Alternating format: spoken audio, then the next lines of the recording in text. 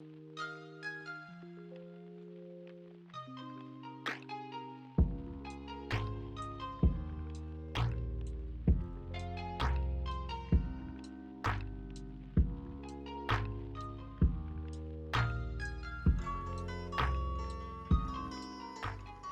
there, folks. Hi there, everybody. On this December day, you know this song? Do you know it? It's going to make an appearance. The sun, as in sunshine, it's going to make an appearance here at the latter part of the story. So that's why I'm letting it play for a second. A welcome appearance, by the way.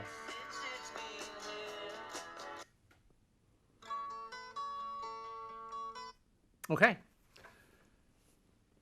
I hope everybody, hope meaning desire with expectation. That's what hope means. So I hope that all of you that are catching this are doing well in your head, in your heart, mind, body, and soul. How about that? I've been kind of sick, kinda. I have been kind of sick the last couple of weeks with an inner ear infection that's kind of weird, they tell me. So it's taking some time to get better. So what's going on is I do hear silver bells. I do hear kind of a ringing in my right ear.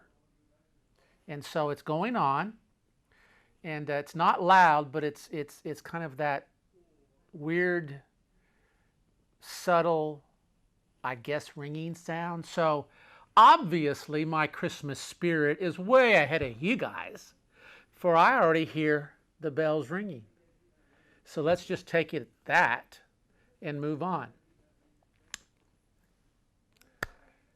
Today's soul treasure for me is quite an experience, and hopefully, desire plus expectation, it will encourage you in a certain way. And that's why I do these. Truly. That's why I am doing these currently and continuing to do so for right now. Since we're talking about my ear and being my ear sick, my poor ear sickness, then, and it was weird not to have hearing in my ear for a solid week during this time. Just not to be able to hear out of this ear. I'm very thankful for my hearing. Thank you.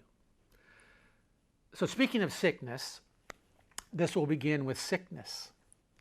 And just a story for another time about the onset of this particular sickness and what happened in my travels and where the sickness took me.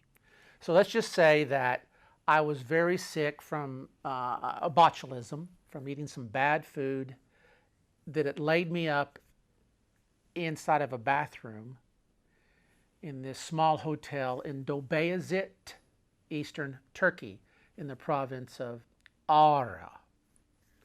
So Ararat. So just to say this to you about that I was carried from that after 2.5 days, and I couldn't move at this point. I was too weak to move. In and out. I was carried down the steps by a group of Turkish friends with a couple of friends and taken to the Dobeyazit hospital, where they worked on me there.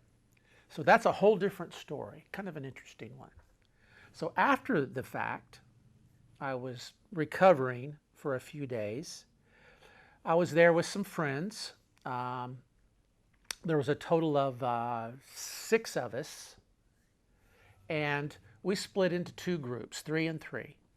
3 went on one side of Mount Ararat. This was back in time a ways, when I was a bit younger, and so 3 went on one side of Mount Ararat, and 3 of us went on the other side of Mount Ararat to this huge mountain to climb the mountain and see what we could find. See what we could discover. Of course, we weren't supposed to. It was illegal to climb the mountain in that sense. We were told that it was off limits. So in the middle of the night, the 2 that I was with, we left the town of Dobayazit and snuck off about 2:30 in the morning and made our way out of town and across the plain and up towards up into the foothills of the mountain. So by sunrise, we were, that particular sunrise morning was also my birthday. So I made it that far. I was still recuperating, still quite weak, but had the energy and the desire to move and to see what I could see on this fabulous, iconic mountain, Mount Ararat, the mountain of the flood, of course, we're talking about.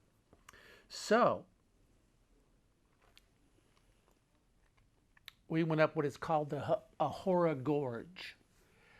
Other 3 were gone miles and miles away on the other side. And we climbed up the Ahura Gorge, carved out by a glacier that had slid down that section of the mountain.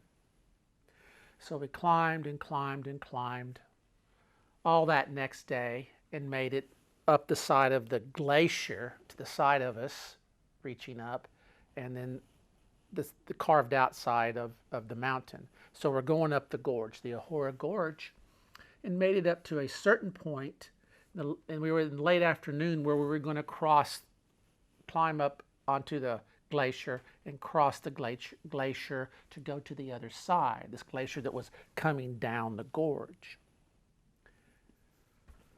Mount Ararat. So let me stop a second. I'm planning to put up a picture that I did take more recently, just maybe 5 or 6 years ago, of Mount Ararat. So here's Mount Ararat at a distance, okay? Here's the picture. Can you see that? Mount Ararat, hopefully. Okay, there's Mount Ararat. I don't know if Little Ararat's going to be in it, a smaller mountain. You know, it's a dormant volcano. So here we have it. You see the glaciers, you see the white tops of it. And this is in the hottest part of the year that I took this picture. The only time that anybody that wants to try to climb it can climb it. So, with that said, here we go. Well, I was worn out. Even though my heart wanted to, my mind wanted to, my spirit wanted to, I could go no further. I was too weak. And so I said, y'all go on, leave me behind, I'll be okay. Kind of like that. So the 2 climbed up the glacier, and I just said, I'll stay here and wait. I just don't have the strength. So they climbed up the glacier, and they went over the ledge, and we're gone, up. So I got into my sleeping bag and found a comfortable place and went to sleep, immediately went to sleep. And I slept and I slept. And it became dusk dark. And the sun had gone down and darkness had kind of rolled in. At that point, the skies were clear. And I remember lying on my back, and I was just lying there, just looking up in the sky. And suddenly I heard this yelling, far off, yelling, echoing, yelling. One voice. And I was like, what is that yelling? So I was like, what is that yelling? Somebody's in trouble. Somebody's got to be in trouble. They're yelling for me. They know I'm sick. And here's my thinking. They know I'm sick. They know I couldn't go on. But they're yelling, something's happened. Something's happened. Somebody's fallen down. Somebody's fallen to a crevice. There's something bad has happened. So I sat there and debated, and I said, oh, what should I do? Oh God, what should I do? Need help. Oh.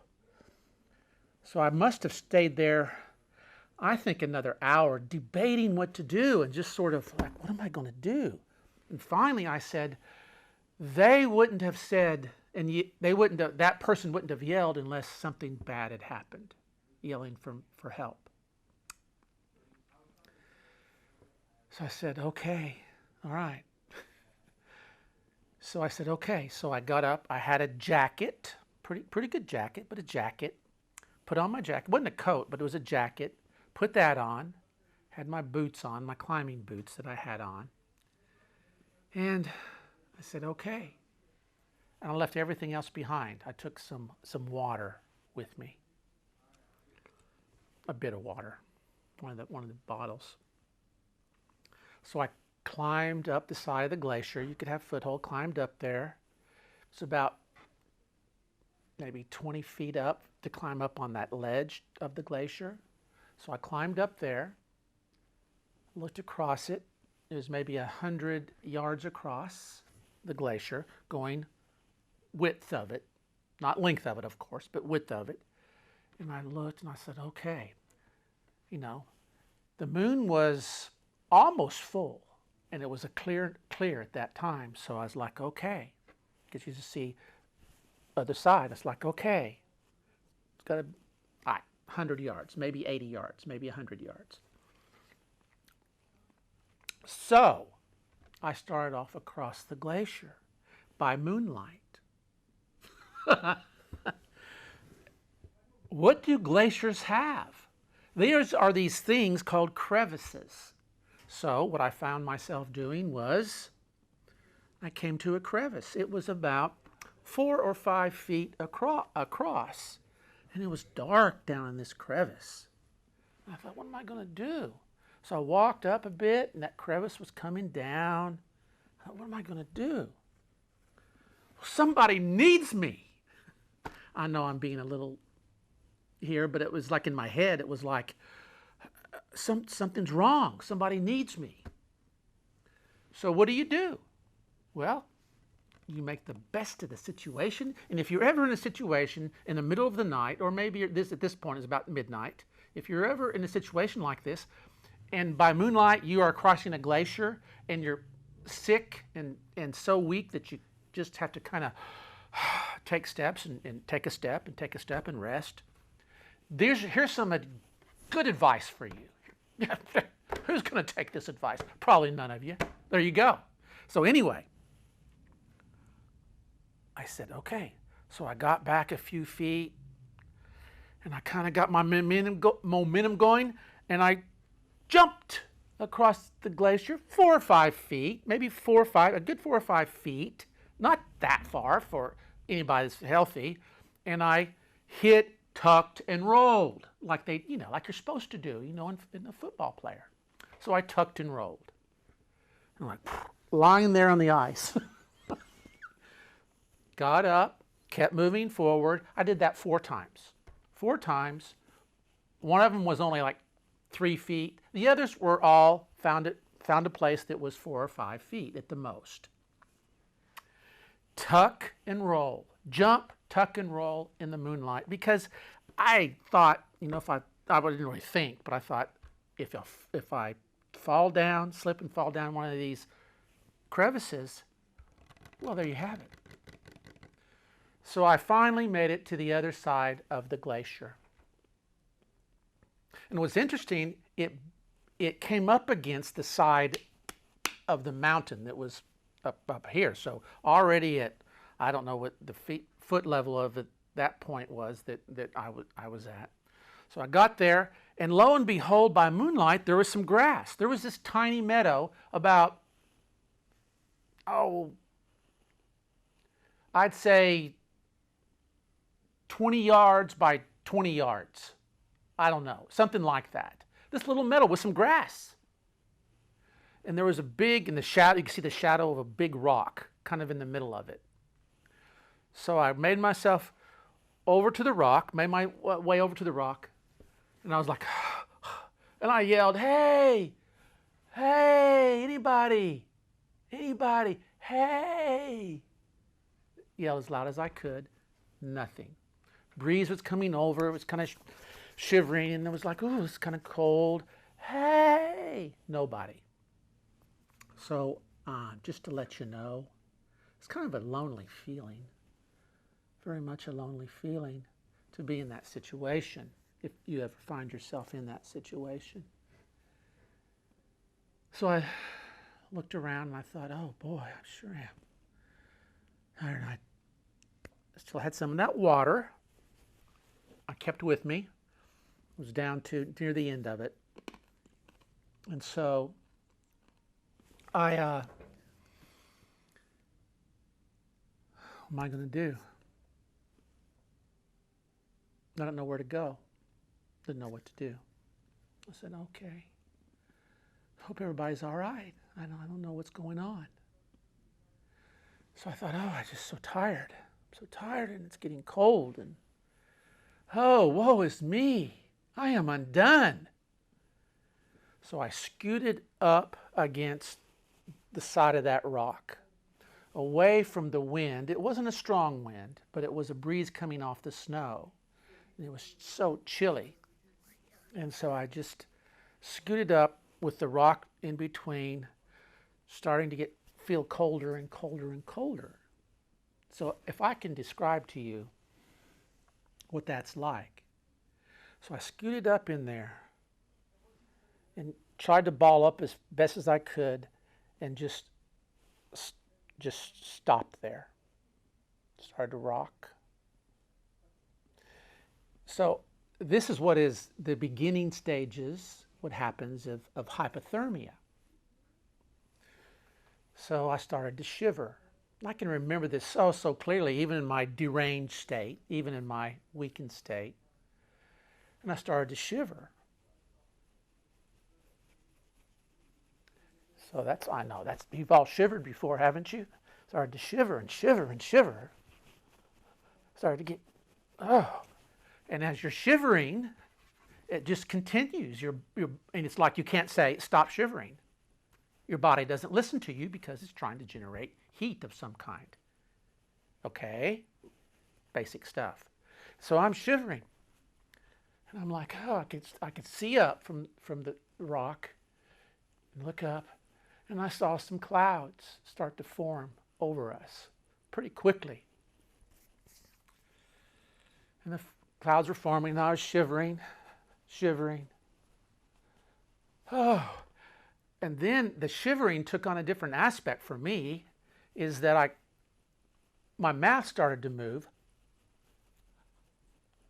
And after a while, I couldn't close my mouth. I was going, and I'd try to close my mouth with my hands, and I'd just keep moving. I kept shivering, and I couldn't, if I didn't just force strength, that I didn't have the strength to do it, would close my mouth, it would just open. So I'm sitting against this rock, shaking, my mouth's open, and it's going, and I'm trying to shut, it's moving. My mouth is moving like this, open mouth, and I can't shut my mouth. So I put my head down, and I was like, oh Lord. And I looked back up, and I thought, oh Lord, okay. And I remember this thought before I passed out. I went, oh, the weakness of us all. I went, oh, it's okay. It's all right. Okay. It's just okay. And then I passed out. No exaggeration. Remember it clearly. Well, now, I don't know what time it was. All I can say is I passed out after I said it's just okay to my Lord and to the Lord.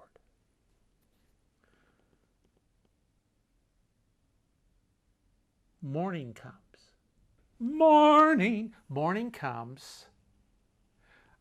I wake up with sunlight out in front of me. The sun is out. It had risen maybe 30 minutes before, I don't know, something like that, above the line, above the hills. It had risen, and there I was, looking at the sun. I wasn't shaking.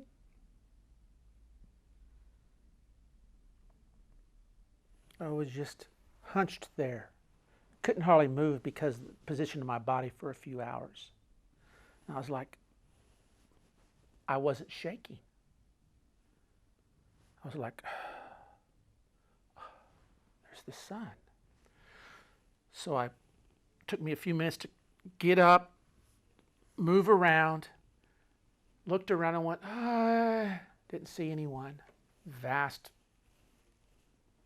mountain in front of me. So I went around the side of the rock, climbed up on little rock side of it, pulled myself up on top of the rock. I laid down, and I fell asleep in the sunlight. Out. I don't know what time it was. I don't know how much longer it was. And I was awakened by a voice of my friend. His name is Dennis. And I was awakened by John! John! What are you doing up here? What are you doing up here? And I looked up. He was standing up on the hilltop about 20 yards away, looking at me. And I said, me? I go, I came up here to save you. And I just kind of like, there. And I said, is everybody all right? And he said, yeah. And the other fella came up behind him. And I said, oh. So they came down. They said, what the hell? You know, what's going on? What's the deal? So I just said, I heard you yelling for help last night. I heard you screaming for help. They looked at each other and went, oh no. And then it says, I was yelling at the other group. We saw them way across the valley and the ridge on the other side. We could see them walking over there, and we were yelling to try to get their attention. The other group of 3 that climbed up the other side of the mountain. I went, oh, okay. Oh. Feeling relief that everybody was all right. Eventually, the other group joined up with us. They walked around for a while, that whole section, look at the snow. I stayed in the meadow. And then in the evening, we crossed back across the glacier and started back down the mountain.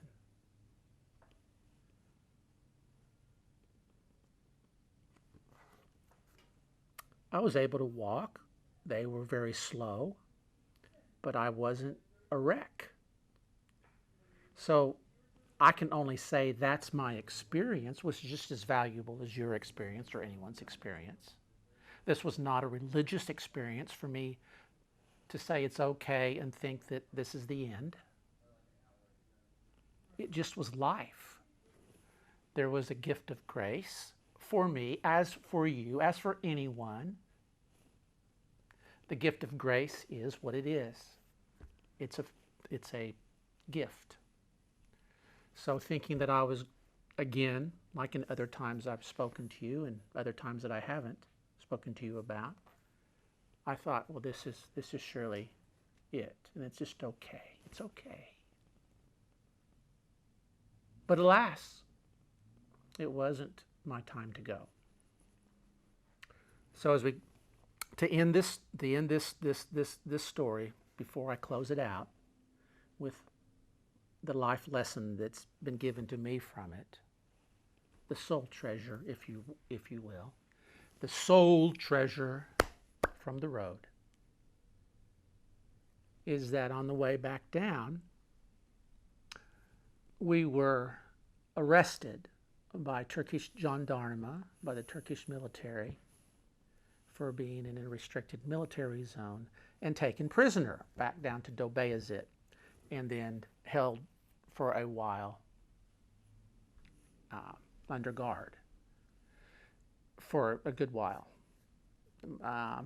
And what happened there. That's another story about that whole experience that's got some interesting parts to it.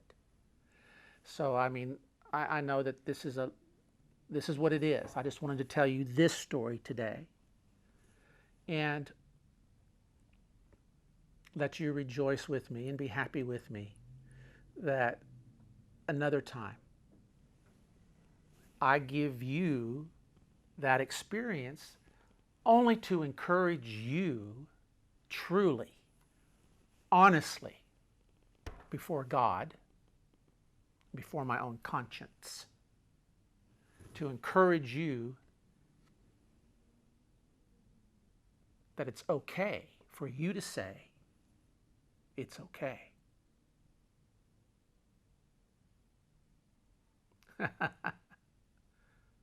To the one who loves you. Okay. A quick look up of the life lesson here for me, the soul treasure, if you will. I'm going to refer, so I don't just go off in different directions and chase rabbits, okay? I want to make this very concise about the lesson, the soul treasure for me, and hopefully it will encourage you. Here it is. This is what it's taught me. At your weakest moment,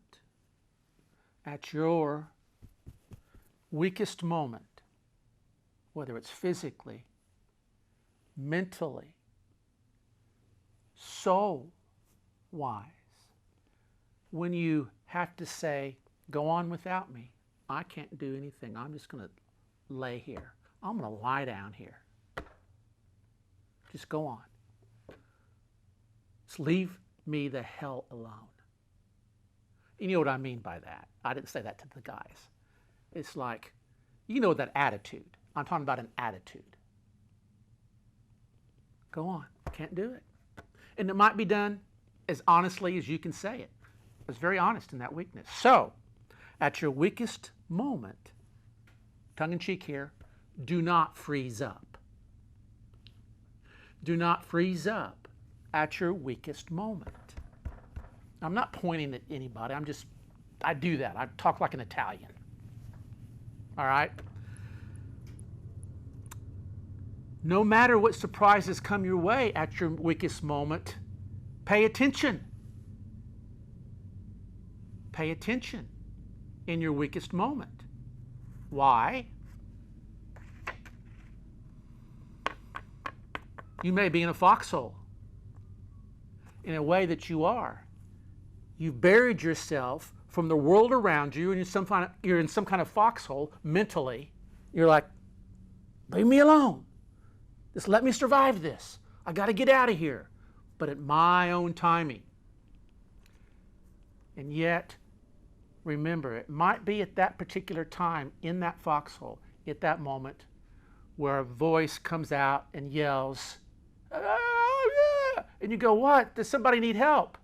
Maybe a child, maybe a family member, maybe a neighbor, it may be a myriad of things. And you want to freeze up, but you don't. You struggle with it, and what do? Just like a master sergeant, your heart can be, your mind can be, and he says, get your ass up and forward, move, Keep moving forward. All right? Keep moving. Get it up, Mr., Miss, and move. Don't get in the habit of freezing up during a hard time. Maybe now. Things going on now. You might go, whatever. Ugliest word that I've heard in 20 years from my students was, whatever, Mr. Seipel, whatever. You talk to them about real things. Yeah, whatever. Never let that come out of your mouth. Please, please. Just a suggestion. I get like that. I'm not bossy. I'm just saying, please don't let that come out of your mouth. Whatever. Keep moving forward. Do not freeze up. Do not freeze up. Okay? Do not freeze up. For in the most weak times of your life, you can be able, not in a religious experience, it has anything to do with religion.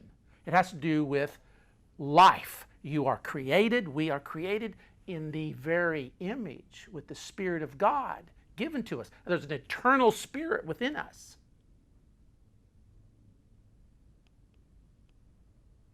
Yes, ma'am. Yes, sir. That doesn't have anything to do with religion. So anybody that goes, oh, that's religious, I don't have to pay attention to it, you're not thinking. You're not being logical. It's not reasonable. That's a cop-out word. Oh, that's religious. I don't have anything to do in that sense with religion. It's life. I've put away religion, but not relationship. They are two different things. And again, we're going to talk more about that. It's coming, I hope. As far as I know, it's coming. I'm planning on it. So let's keep moving forward. Let's keep it going forward, even in times of great change, even as right now in the country, there's things going on. Be hopeful, be real, and know that if you're feeling particular discouragement or anger, don't let the anger overcome you. I mean, act faithfully, act real, but do not be overcome by anything that would cause you to lose a sense of how much you're looked after.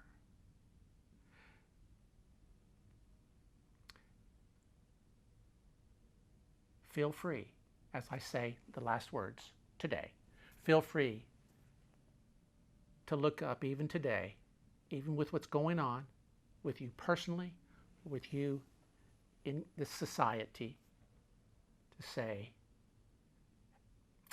hey, respectfully, hey, it's okay. It's okay.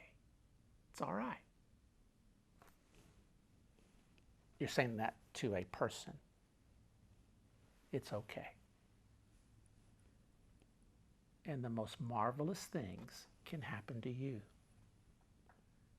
You'll wake up and see sunshine when you didn't expect to at all.